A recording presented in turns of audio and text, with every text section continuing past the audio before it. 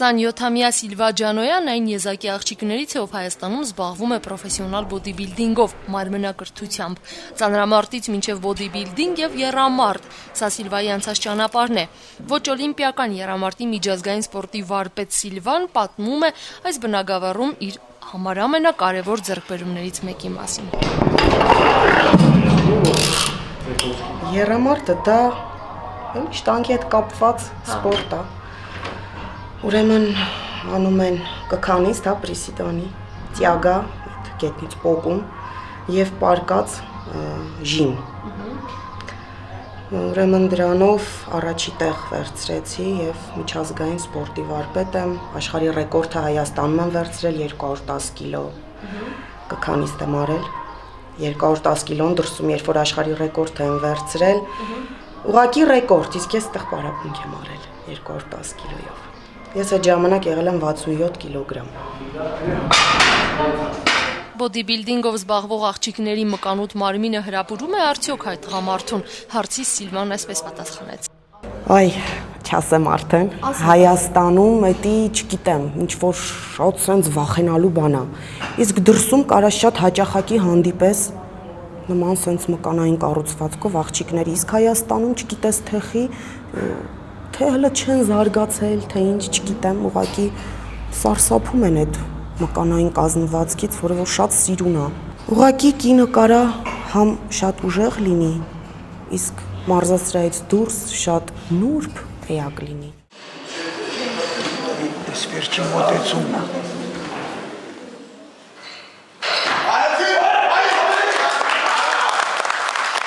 2011-ին ծանրամարտի երկրորդ եւ այս տարի առաջին տեղն է զբաղեցրել Հայաստանում։ Ընդունված կարծիքը, թե բռնցքամարտով, ծանրամարտով, պրոֆեսիոնալ բոդիբիլդինգով եւ այլ նմանօրինակ սպորտաձևերով զբաղվող կանայք իրականում փոքրինչ մոռանում են կանացիության մասին ու դառնում առավել ուժեղ եւ կոփված նաեւ հոգեպես, զրուցակիցս չի կիսում։ Ինստինկտյան ներաշխարհումդ գիտեք ինչա տեղի ունենում, դու դրա հետ մեկտեղ ես սենց առաջնորդվում ավելի կոպիտ ես լինում ու սկսվում է պայքարը ինքդ քո մեջ կին եւ տղամարդ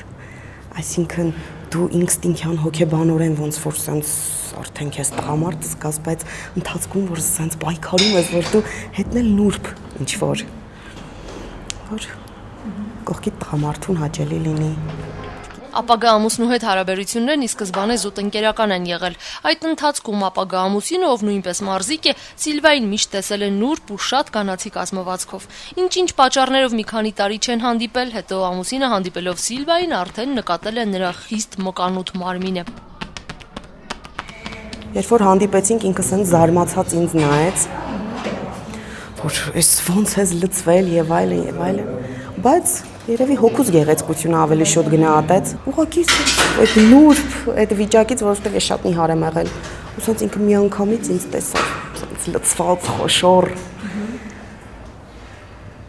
Սիրահարվեց։ Հղիության 6-րդ ամսում բժիշկներն արգելել են Սիլվային զբաղվել ծանրամարտով, բոդիբիլդինգով եւ այլն։ Սկզբնական շրջանում դեմ էին նաեւ սկեսուրն ու սկեսրայրը, բայց ես ամուսնուս ճանապարհում եմ առավոտ շուտ աշխատանքի, գալիս է այստեղ մարզասրահ ու սկսում էի բարգել իմ ժիմն անել։ Դրանից sense ոնց որ ես ինձ հանգիստ զգայի։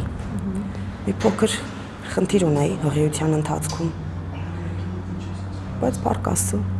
Հղիության ժամանակ չգիտեի որ ես հղի եմ ու շարունակում եմ սպորտին լուրջ, ծանր քաշերը։ Ու զգում եմ ինչ որ sense գերբնական ուժ է ինձ տալիս, դրանից սկսեցի կասկածել որ օրգանիզմս փոխվել է։ Մարզասրահից դուրս եկա ու վատացա։ Այդ օրը գնացի ստուգվեցի ու իմացա, որ հղի եմ։ 2 ամս եկան, 3 դաժե։ Հարցից թե կցանկանայիք, որպեսզի ձեր փոքրիկ դուստրն էլ հետագայում գնար ձեր մասնագիտական ուղով, Սիլվան արձագանքեց շատ բուռն։ Չէ, չեմ էլ ուզում պատկերացնեմ, չեմ ուզում։ Չէ, որովհետև ինքը շատ դժվար սպորտ է։ Շատ ցած վնասվածքներով, կարելի ավելի մի քիչ նուրբ գործ, ուզում եմ գիմնաստիկայի տամ աղջկաս, շատ շուտով։ Չնայած եթե որոշի ինքը սենց կայուն որոշում կայացնի, չէ դեմ չեմ լինի, բայց չէի ցանկանա ուղղակի։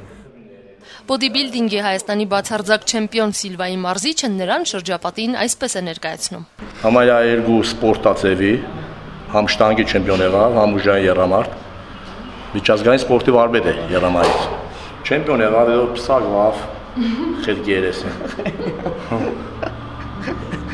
Գիտե լավ բան է պսակվել է, պսակվավ։ Չի վատ բան է։